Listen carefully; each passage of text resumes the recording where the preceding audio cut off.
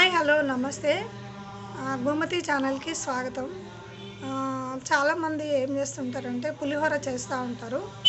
కానీ అది టేస్టీగా రావాలి, మంచిగా డ్రైగా రావాలి అని మాత్రం ఎవరు అనుకోరు. అలా మెత్తగా అలా చేస్తూ ఉంటారు. అలా కాకుండా మంచిగా పొడి పొడిగా రావాలంటే ఏం చేయాలంటే రైస్ని సగం మాత్రమే ఉడికించాలన్నమాట. సగం మాత్రమే ఉడికించి ఈ దమ్లో పెట్టొద్దన్నమాట. కరివేపాకును, పచ్చి కరివేపాకును తీసి, ఫ్రెష్గా ఉన్న కరివేపాకును తీసి ఆ రైస్లో కలపాలన్నమాట. కలిపి పక్కన దించి పెట్టేసి చింతపండు రసము, 4 గ్రీన్ నిమ్మకాయలు, బియ్యాలు తీసేసి,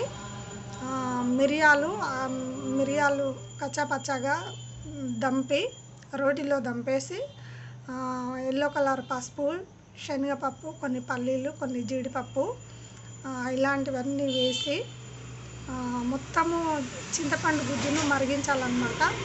దగ్గరికి అయ్యి ఆయిల్ బయటకి వచ్చేంత వరకు అలా సన్న సెగ మీద మరిగించేసి సాల్ట్ తగినంతగా వేసుకొని రైస్ పూర్తిగా చల్లారిన తర్వాత ఆ పులిహోర గ్రేవ్ను కలపాలన్నమాట.